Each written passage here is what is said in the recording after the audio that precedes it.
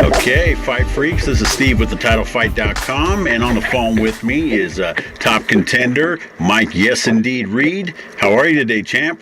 I'm doing pretty good. On the road, that's my first session. I'm doing pretty good. Okay, well, first off, I just want to say congratulations on a big victory last week. You fought and boxed very well against a very, tough game opponent, so congrats. Thank you, I appreciate it. All right. So this past weekend, many fight fans across the globe had their first opportunity of seeing you fight via the international feed. How would you have graded your performance last weekend against Oscar Valenzuela? I would have to grade it. And see, I think I did a solid feed.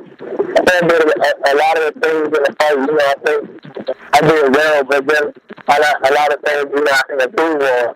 I believe, my hand speed was up, my condition, I didn't get tired of the fight, so that was a good thing. So I just take those things and build on them as far as, my performance, so I can give myself a better grade, come next time. Yeah, well, in either case, you got the job done, and like I said, Valenzuela was a tough game opponent, and I think you passed the test very well, so good work in that fight. And this was your second fight under the top-ranked banner, is that correct? Yeah. It was my second fight that officially signed with them, and I had one other fight under their card where I wasn't signed with them, but they were giving me a lookout. They was looking at me. Okay, so how was your mentality going into this bout, considering that you're fairly fresh to the top-ranked roster, and you also joined a bill in Omaha, topped by one of the fastest rising stars in the game, in Terrence Crawford? The one mentality coming into the fight was to impress, So, like you said, it was on a very, very big stage on the Terrence Crawford undercard. So, you had the HBO people there. Also, I got to meet Bob Arum, which was a big thing for me. And I wanted to show him, that it was money well spent on signing me. And I believe I did that, I believe I definitely did that. I give myself a true performance because I'm hard on myself and I know what I'm capable of. But I think, a lot of people were still impressed with all that I did in the ring. So, like I said, it was my mentality was so impressed, and I believe I did so. Okay, so your speed is definitely one of your strong suits. What other skills does your team work along with your speed for when you face someone on the same speed level? My defense. If you can't hit, if you can't hit me, I don't care how fast you are. If you can't hit me, you're going to get tired of you wait for punches. And I have very, very good timing and counter-punching ability. So those are the things that we work on in training camp. Moving my head so I can try and defense with the offense very well. Yeah, absolutely. Speed does most times beat power, and yeah, that definitely was the case against Valenzuela. And what did you take away most from your last bout?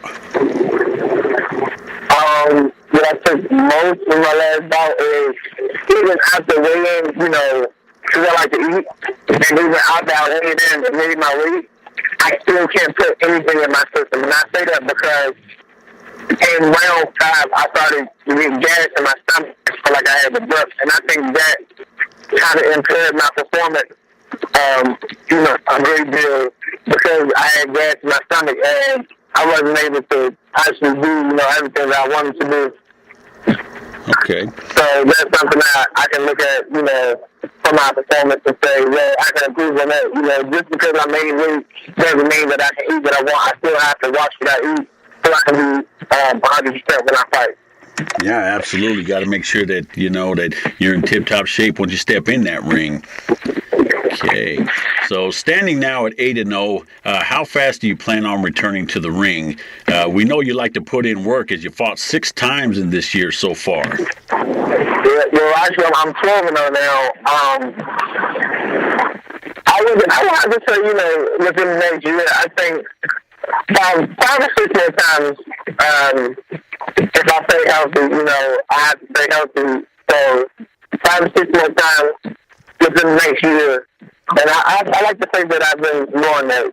I've been doing that 6 times per year, and I want to continue to do that. I think I've learned a lot since my first year and turning professional, and I want to continue learning. Yeah, absolutely. Stay busy, get that experience, so that way when it's time to fight for that world title, you'll be ready. Yes, indeed. All right. Okay, the landscape is wide open for guys at 135 pounds up to 140.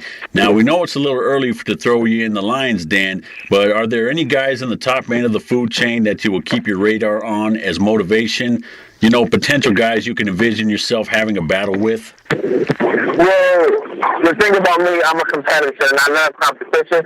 So anybody between 135 and 147, you know, whether you're a world champion, you know, whether you're a world champion or you're making it pretty, I'm going to size you up because there is a slight possibility that I can see you in the future. So I have really no names to throw out there, but you know, everybody, if I see, you know, I can see people that, like I said, making their pro debut, and I'm 12 and 0, that I'll size them up because you never know what's going to happen in the future. Even Terrence Crawford, you know, I also, because I was on this undercard, and I do like the way he fights, I can say, you know, I was sitting and I was studying him as a fan and as a competitor, so that's kind of what I do with everybody between the weight class. Okay, yeah, because you never know. You may end up fighting one of them guys in the future. So, yeah, it's good to study them opponents. Okay, what other fighters do you enjoy watching, learning from, studying, etc.? Well, I like Terrence Crawford. It's funny, you asked me, and I keep saying Terrence Crawford, keep his name out there, because I like the way he makes adjustments in the ring. You can kind of see every fight, the fight gets easier for him as the fight goes on, and that's because he makes the adjustments. In the Gamboa fight, he made adjustments. You know, Gamboa took the early rounds, but then he came back to knock Gamboa out because he made the proper adjustments. And the Beltran fight, the same thing. You know, Beltran kind of did well for himself earlier in the round, even though he wasn't winning the rounds. He was kind of doing well for himself. And I think as the fight progressed, Terrence Crawford kind of separated himself. And that's one thing I would like to do, you know, make the proper adjustments throughout the fight to continue running the fight and dominate. Yeah, absolutely. Another fighter that I look up to, Adrian Brown. I like the way Adrian fights. You know, he's very explosive the same way I am. He's a shorter guy, so he has to get on the inside, but he can't stand on the outside and box. So those are some of the things that I actually work on myself.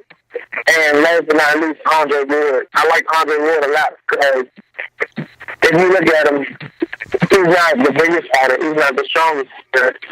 He's not the fastest fighter, but he knows how to win. You know, he can't fight. You know, he's going to dog out. He's going to kind of be in a dog fight, and he's going to do everything that it takes to win. So those are some of the people that I look up to when I fight. Okay, yeah, sounds like you enjoy watching, you know, tactical, you know, defensive technicians, you know, which are some of my favorite fighters I enjoy watching too. So, yeah, in terms of Andre, I think, you know, he lives up to his original name, ATF, All-Terrain Fighter. So, New Year's is right around the corner. Any New Year's resolutions or goals that you have for 2015? I really haven't thought about it yet, you know. But now that you asked me, a goal for 2015 will probably be to continue dominating, and I would like to get some sort of TV time. You know, I would like to get some sort of TV time, you know, throughout the year. So that's kind of the goal of mine, TV time.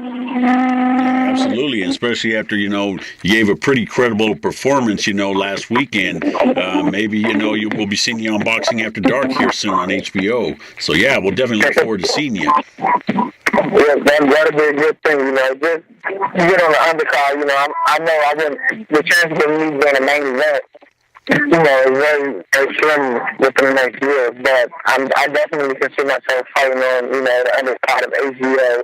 But even, you know, I'm going to do a lot of things, a lot of business with on the card, so if I can get on there, you know, just naturally televising it, the exposure, and I want to continue to build my fan base. Yeah, absolutely. Okay, so you come from the Washington D.C. area, which which is kind of an underrated, you know, fight town as compared to, say, other bigger fight towns such as Detroit, you know, L.A., Philadelphia. What do you think sets, Washington D.C. apart from all the other fight towns? The competition in the city. There's a lot of competition in the city. So some fighters can get overlooked because there's so much competition.